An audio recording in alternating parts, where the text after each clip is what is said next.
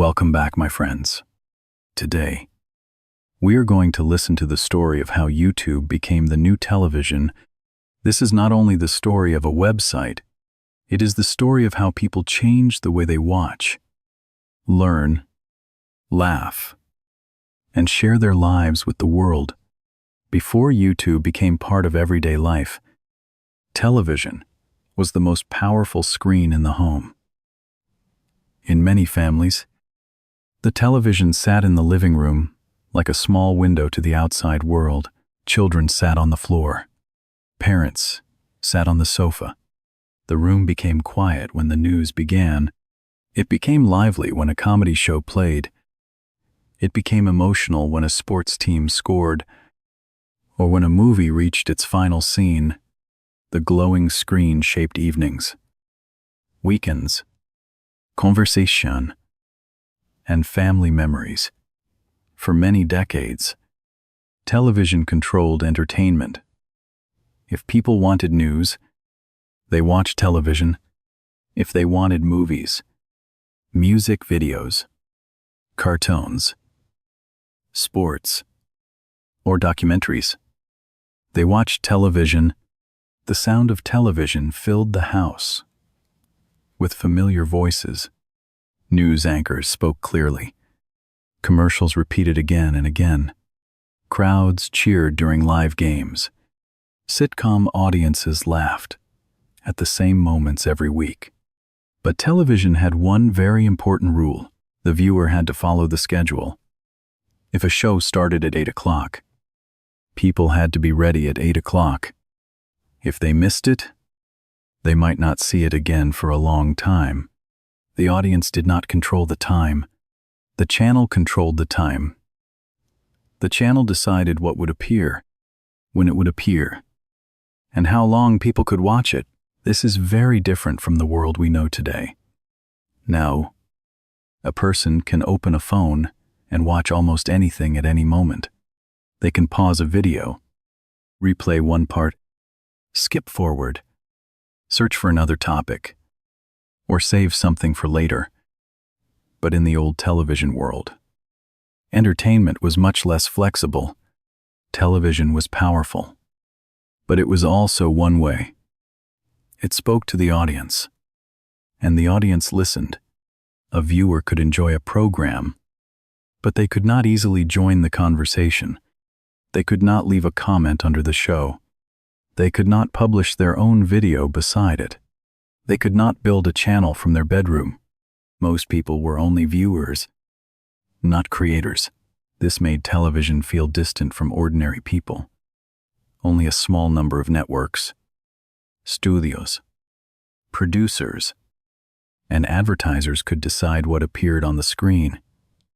If someone had a funny idea, a song, a lesson, a travel story, or a personal message, it was very hard to reach a large audience. They might record a home video, but there was no simple place to share it with the world. They might be talented, but without a studio or a television company, their talent often stayed local. A singer might perform only for friends. A teacher might teach only in one classroom. A storyteller might tell stories only to a small group. The screen belonged to big media. Then the internet began to grow. At first, the internet did not look ready to challenge television. It was slow, simple, and often frustrating. Many websites were mostly text. Videos were difficult to watch online. A short clip could take a long time to load. The image might be small and blurry. The sound might not match the picture. Sometimes the screen froze, and people had to wait. The internet did not yet feel like a smooth entertainment machine. It felt experimental, unfinished, and sometimes messy. But under that rough surface, something important was changing. People were beginning to feel that they could search for information by themselves. They could write online. They could join forums. They could send messages. They could connect with strangers in other cities and other countries. Slowly, The internet gave ordinary people a new sense of power. That new power created a quiet question. If people could write and share ideas online, why could they not share videos too? This question was simple, but it was powerful because video carries something special. A video can show a face, a voice, a place, a movement, and an emotion. A video can make a stranger feel close. It can teach someone how to cook, fix something, speak a new language, or understand history. It can make people laugh, cry, think, and remember. Television had already proved how powerful video could be, but television kept that power in the hands of a few. The internet was preparing to place that power in the hands of many. This was the world that existed before YouTube became famous. People were ready for a new kind of screen, even if they did not fully know it yet. They wanted choice. They wanted control. They wanted to watch at their own time. They wanted to find videos about their own interests. Not only the programs chosen by a television channel, more importantly, many people wanted to be seen. They wanted a place where an ordinary person could upload a video and reach someone far away. A musician could sing from a bedroom. A teacher could explain a lesson from a small desk. A traveler could show a street in another country. A funny family moment could travel beyond one home. A simple idea could become global. YouTube arrived at the right moment because it gave people something television had never truly given them. It gave them a voice. At first, it did not look like the new television. It looked like a simple website for sharing videos. But behind that simple idea was a major change in culture. Television gave people something to watch. YouTube gave people a chance to participate. It gave ordinary people a digital stage that was open all day and all night. It allowed viewers to become creators, and creators to become the new stars of the internet. This is the first lesson in the story of YouTube. A technology does not change the world only because it is new. It changes the world when it gives people a power they did not have before. Television gave people entertainment, but YouTube gave people control, choice, and a chance to be heard. And soon, that small video sharing website would begin to grow faster than almost anyone expected. YouTube began with a very simple idea. It would be a place where people could upload videos, watch videos, and share videos easily. Today, that sounds normal because online video is everywhere. But at that time, it was not normal at all. Sharing a video on the internet was difficult. Video files were large. Internet connections were slow. Some websites required special software. Sometimes the video would not open. Sometimes it played for a few seconds, then stopped. The picture could be small and blurry. The sound could be weak. A person might record something funny or interesting, but sending that video to friends was not simple. The world had many cameras, many stories, and many moments, but it did not yet have one easy place where those moments could live. When YouTube appeared, it removed much of that difficulty. The idea was clear: upload a video, put it on a page, let other people watch it, let them share the link. This was not as polished as television, but that was part of its power. Television looked professional. YouTube looked real. A video could be filmed in a bedroom, a kitchen, a school, a street, or a small office. The lighting might be poor. The camera might shake. The sound might not be perfect. But the person on the screen felt close. The viewer did not feel like they were watching a distant celebrity through a studio wall. They felt like they were watching another human being speak directly to them. This feeling changed the relationship between video and audience. On television, The viewer was usually far away from the people on the screen. On YouTube, the distance became smaller. A creator could look into a camera and talk like a friend. A viewer could leave a comment. Other viewers could reply. The video became more than a performance. It became the beginning of a conversation. This was something traditional television could not easily do. Television could reach millions, but it could not listen to millions in the same simple way. YouTube could. In the early days, many YouTube videos were short, strange, funny, or personal. Some were simple home videos. Some were music performances. Some were comedy clips. Some were tutorials. Some were moments that would have disappeared if no one had uploaded them. A child laughing.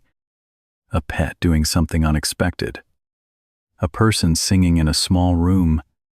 A teacher explaining a lesson. A traveler showing a city street. These videos did not always look important at first, but together, they showed a new truth. Ordinary people had stories worth watching. Then came the rise of viral videos. A viral video is a video that spreads very quickly from one person to another. Someone watches it and feels surprised, amused, touched, or shocked. Then they send it to a friend. That friend sends it to someone else. Soon, a small video becomes a global moment. Before YouTube, most small moments stayed small.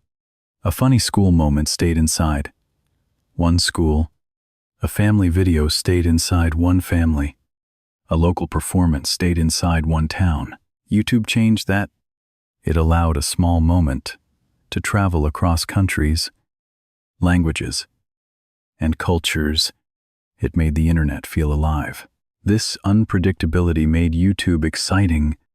Television had schedules, channels, and programming teams. YouTube had endless discovery. A viewer could begin with a music video, then find a cooking lesson, then a comedy clip, then a history documentary, then a language lesson, then a video from someone living on the other side of the world. The screen felt open. It did not end when one program ended. It kept offering another door. This endless choice was powerful because it placed control in the hands of the viewer. People did not have to wait for a channel to decide what they should watch.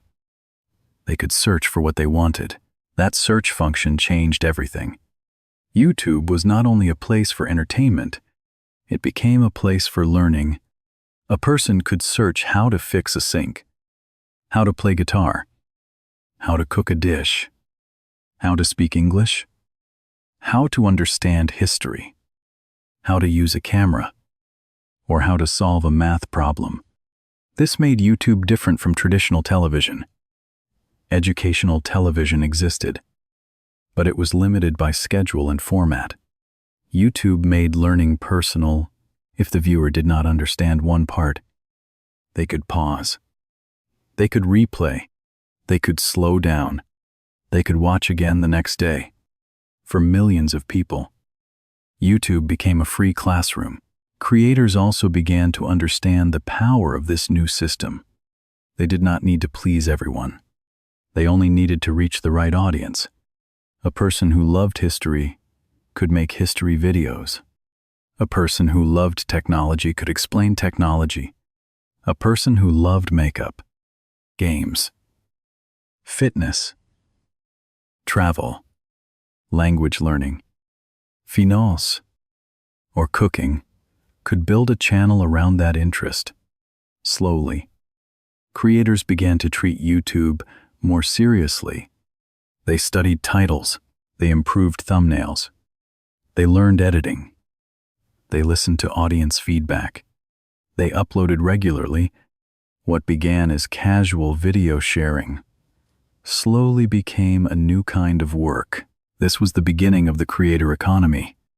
At first, many people did not believe online creators could become real media figures. They thought YouTube was just a place for funny clips and random videos. But the audience saw something else. They saw personality. They saw honesty. They saw useful information. They saw people who spoke directly to their interests. A traditional television show might speak to a general audience, but a YouTube creator could speak to a very specific group. That made viewers feel understood. And when viewers feel understood, they return. This is why YouTube grew beyond its original idea. It was not only a website for uploading videos. It became a new stage for human expression. It gave people a way to teach, entertain, explain, perform, document, and connect. It turned viewers into participants. It turned unknown people into creators. It turned small interests into global communities. The small website that once made video sharing easier was now changing the meaning of video itself. And soon, the biggest change would come. The people who once uploaded simple clips would begin to become stars, not television stars chosen by networks, but internet stars chosen by viewers. YouTube was about to create a new kind of fame. As YouTube grew, a new kind of star began to appear. These were not traditional television stars. They did not always have agents, studios, expensive cameras, or professional lighting. Many began with simple equipment, small rooms, and ordinary ideas. Some sat in bedrooms and talked to a camera. Some played games and recorded their reactions. Some taught lessons from a desk.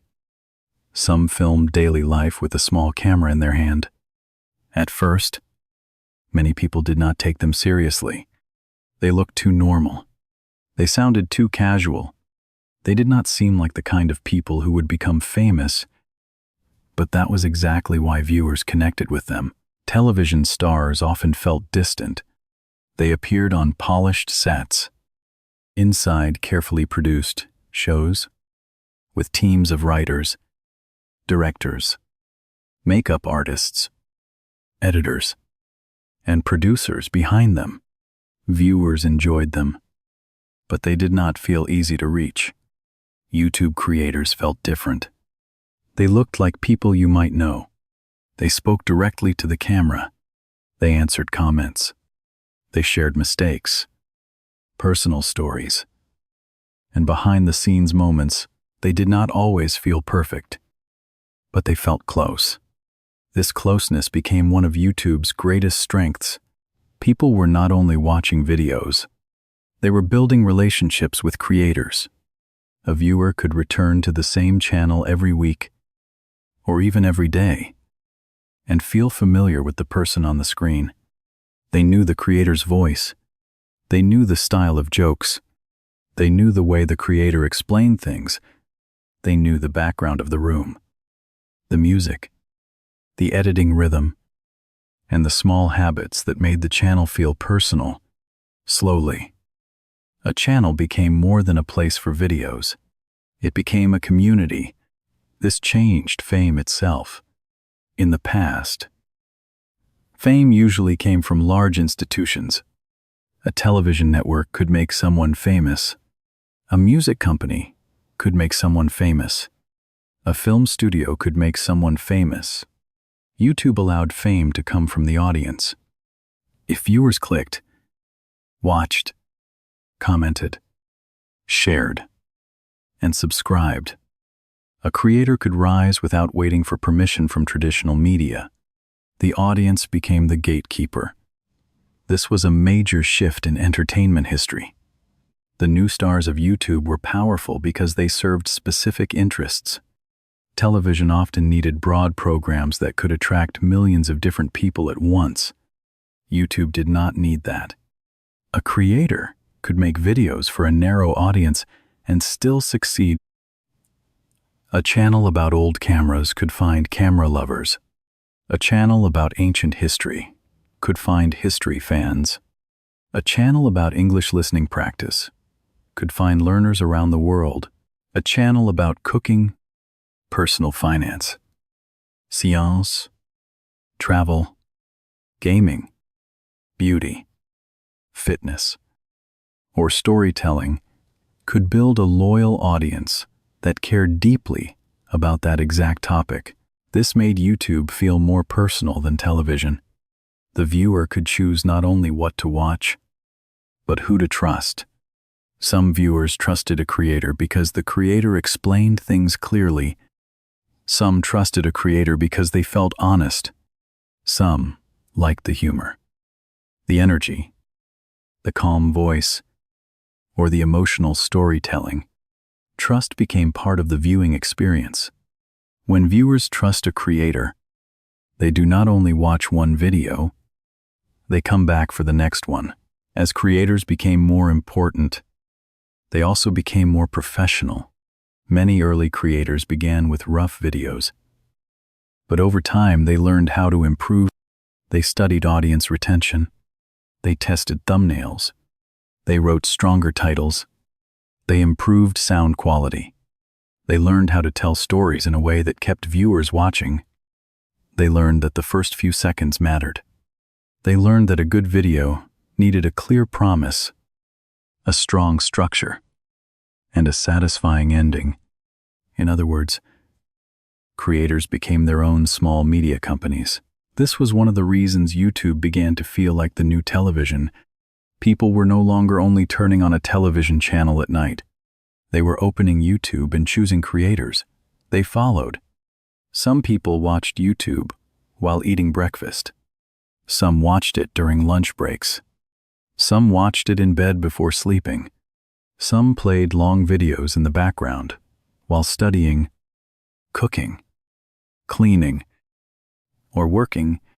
YouTube became part of daily routine, just like television had been for earlier generations. But YouTube did not simply copy television. It changed the experience. Television usually moved from one program to the next according to a schedule. YouTube moved according to interest. A viewer could follow a creator, then discover another creator, then find a documentary, then a tutorial, then a live stream, then a podcast, then a short video. The platform mixed entertainment, education, news, personality, and community inside one place. It became a living library of attention. The rise of creators also changed advertising and business. Brands realized that a trusted creator could influence viewers more directly than a normal commercial. A creator could introduce a product in their own voice. They could explain why they used it. They could speak to an audience that already believed in them. This created new opportunities, but also new responsibilities.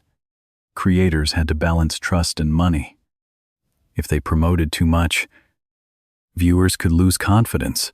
If they stayed honest and useful, their relationship with the audience became stronger. This new world also brought pressure.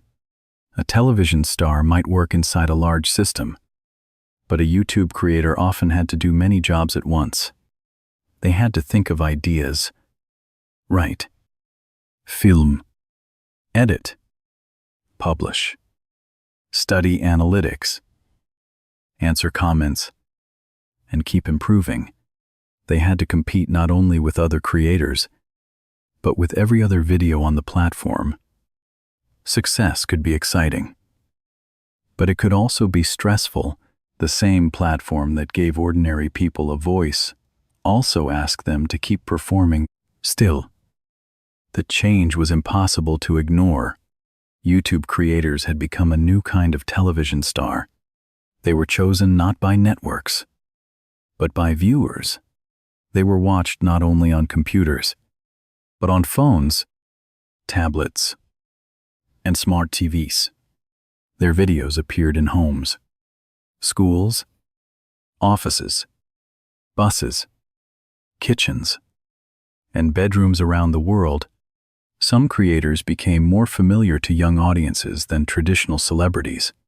Some built businesses, teams, courses, brands, and entire careers from their channels. This is the third lesson in YouTube's story. People do not only want polished entertainment, they also want connection. They want voices that feel close. They want stories that match their interests. They want to feel that the person on the screen understands them. YouTube became powerful because it made that connection possible at a global scale. And once creators became the new stars, YouTube was no longer just a video website. It was becoming a new entertainment system, one that could compete directly with television itself. As YouTube creators became more powerful, something even bigger began to happen. YouTube was no longer only a place people visited for short clips, funny moments, or simple tutorials. It was becoming a place where people spent serious time. Viewers were not only watching for a few minutes, they were watching full documentaries, long interviews, podcasts, live streams, music videos, news discussions, educational lessons, and entertainment shows that looked almost like television, but felt more personal. This was a major turning point. In the early days, many people saw YouTube as a smaller screen, something less important than television. Television was still the main symbol of professional entertainment. It had big studios, famous actors, national networks, and expensive productions. YouTube looked younger, cheaper, and less polished. But the habits of viewers were changing quietly. More people began opening YouTube first. They searched for topics they cared about. They followed creators they trusted. They watched videos on their phones during free time, then later watched YouTube on smart TVs in the living room.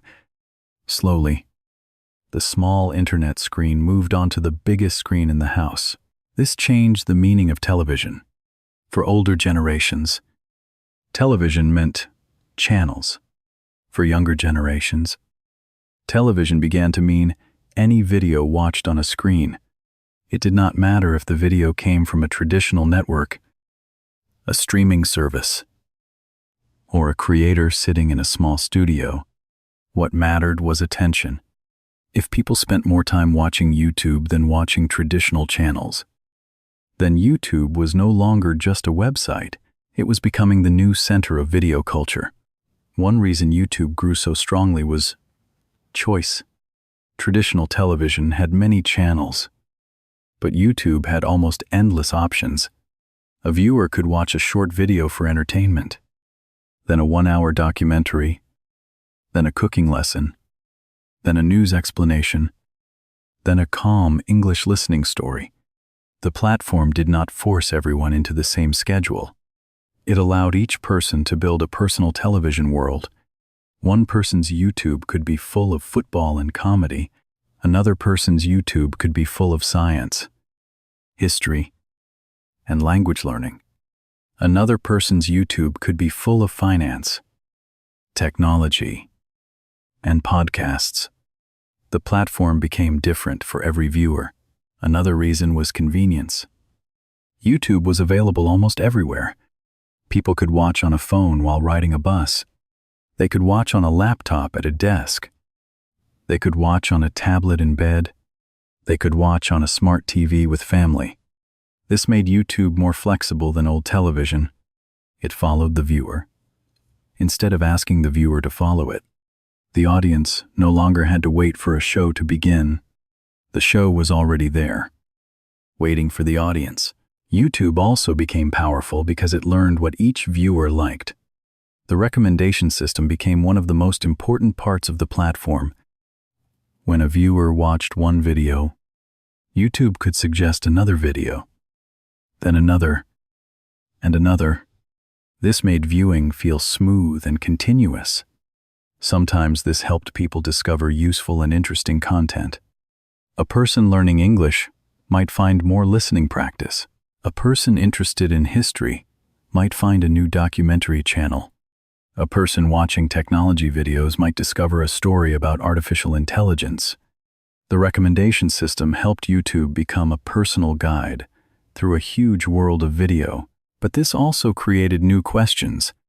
If a platform recommends videos, it can shape what people watch, think about, and believe.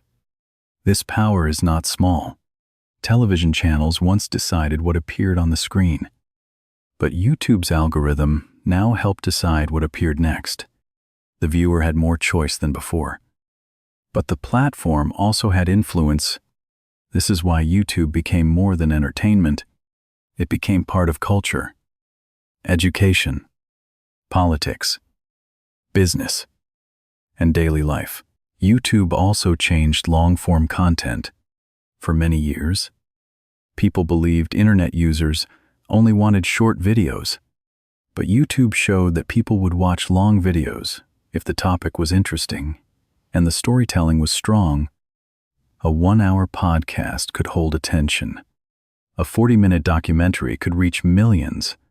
A long English listening video could help learners practice while relaxing. This proved that YouTube was not only a place for quick attention, it could also support deep watching, passive listening, and long sessions, just like television once did. At the same time, YouTube became a home for live events. Creators could stream in real time. Viewers could comment during the stream. Fans could react together. This made YouTube feel alive. Traditional television had live broadcasts, but YouTube made live interaction easier. The audience could speak, ask questions, send messages, and feel part of the moment. Watching became more social. Even when people were alone in their rooms, this shift affected the media industry. Television companies, news organizations, music labels, sports groups, teachers, businesses, and celebrities all began using YouTube seriously. They understood that attention had moved. If they wanted to reach people, especially younger audiences, they had to be on YouTube. The platform that once seemed like a place for random clips had become a necessary part of modern media. For viewers, this change felt natural. They did not wake up one day and decide that YouTube had replaced television. It happened slowly, through habit, one search at a time, one creator at a time. One evening at a time, a person watched a video, then subscribed. They returned the next day. They watched on a phone, then on a TV. They stopped asking, "What is on television tonight?" Instead, they asked, "What should I watch on YouTube?" This is the fourth lesson in YouTube's story. A platform becomes the new television when it becomes part of daily routine. YouTube did not win only because it had videos. It won because it gave viewers control, gave creators opportunity, and gave every interest a place to grow. It turned video from a scheduled broadcast into a personal experience. By this point, YouTube had become much more than a video-sharing website. It had become a global entertainment system, a learning platform, a creator economy, a search engine for video, and a new kind of television for the internet age. But the story did not stop there. A new wave was coming: shorts, podcasts, live streams, and artificial intelligence. YouTube was about to change again. As YouTube became the new television, the platform did not stop changing. In fact, one reason YouTube stayed powerful was that it continued to follow the habits of viewers. When people wanted long videos, YouTube supported long videos. When people wanted quick entertainment, YouTube created shorts. When people wanted real-time connection, YouTube supported live streams. When people wanted to listen while cooking, walking, studying, or working, YouTube became a home for podcasts and background listening. The platform kept expanding because the meaning of video itself kept changing. Short videos became one of the biggest changes. For many years, YouTube was known for regular videos, tutorials, music videos, documentaries, and long creator content. But the internet became faster, phones became more important, and people began watching in shorter moments. A person might have only 1 minute while waiting for a bus. They might watch a quick video before class, during a break, or before sleeping. Shorts gave YouTube a way to compete for these small moments of attention. A short video could deliver a joke, a fact, a reaction, a clip, or a surprising idea in seconds. But shorts also changed the pressure on creators. A long video can build slowly. It can tell a story with detail. It can create trust over time. A short must catch attention immediately. The first second matters. The image must be clear. The idea must be fast. The ending must make people want to watch again. Comment? Or move to the next video. This made YouTube feel faster and more competitive. It gave creators new opportunities. But it also made attention feel more fragile. Viewers could swipe away at any moment. At the same time, long videos did not disappear. This is important. Many people thought short content would destroy long content. But YouTube showed something more complex. People want both.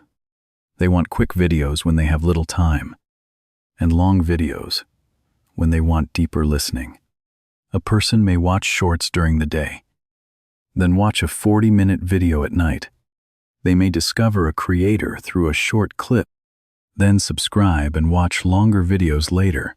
In this way, shorts became not only entertainment, but also a doorway into bigger channels. Live streams created another kind of experience. A live stream feels different from a recorded video because it happens now. The creator is present. The audience is present. Comments move quickly. People react together. A live video can feel like a digital room where everyone is watching the same moment. This brought YouTube closer to live television, but with more interaction. In old television, viewers could watch a live event, but they could not easily speak back. On YouTube, they can comment, ask questions, join discussions, and feel part of a community. Podcasts also helped YouTube become the new television. Many people do not always watch with their eyes. Sometimes they listen. They play a long conversation while driving, cooking, cleaning, exercising, or resting. This made YouTube more than a visual platform. It became part of daily sound. A creator's voice could follow a listener through the day, almost like radio, but with the choice and search power of the internet. Long interviews, calm discussions, educational stories, and language practice videos became useful because viewers did not need to stare at the screen every second. Then artificial intelligence entered the story. AI is beginning to change how videos are made, translated, recommended, and discovered. Creators can use AI to plan ideas, improve scripts, create images, edit faster, translate subtitles, and understand audience behavior. Viewers can receive better recommendations, better captions, and content that reaches them in different languages. This could make YouTube even more global. A creator in one country may reach viewers in many countries more easily than before. A learner in Canada, Vietnam, India, Brazil, or Germany may listen to the same story and improve their English through the same video. But this future also brings risks. If AI makes video creation easier, the platform may fill with low-quality, repetitive content. Some people may copy ideas, reuse material, or create videos with no real value. This can make viewers tired. It can also create problems for monetization and trust. The future of YouTube will not belong only to people who upload more. It will belong to creators who bring something original, useful, and human.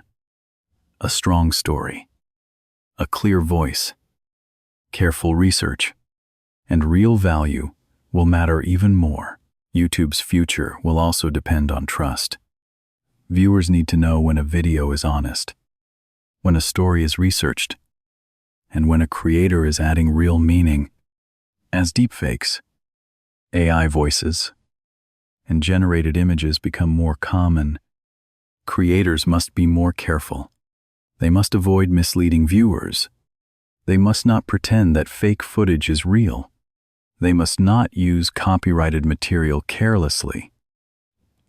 The stronger YouTube becomes, the more responsibility creators have. So, what does it mean to say that YouTube became the new television? It does not mean television disappeared. Traditional television still exists. Streaming services still exist. Movies, sports broadcasts, and professional shows are still important. But YouTube changed the center of attention. It gave viewers control. It gave creators a stage. It made video searchable, personal, interactive, and global. It turned entertainment into a conversation. It turned learning into something available anytime. It turned ordinary people into media voices. The story of YouTube is really the story of a larger change in human communication. For decades, a few powerful companies spoke to millions of viewers. Now, millions of creators can speak to the world. Some will entertain, some will teach, some will inspire, some will make mistakes. But the direction is clear. The screen is no longer controlled by only a few. The screen is now open, and that is the final lesson from YouTube's story. The future of media is not only about technology, it is about participation. People do not only want to watch the world, they want to join it, shape it, explain it, and share their own stories inside it. YouTube became the new television because it understood that simple truth. Thank you for listening to this story.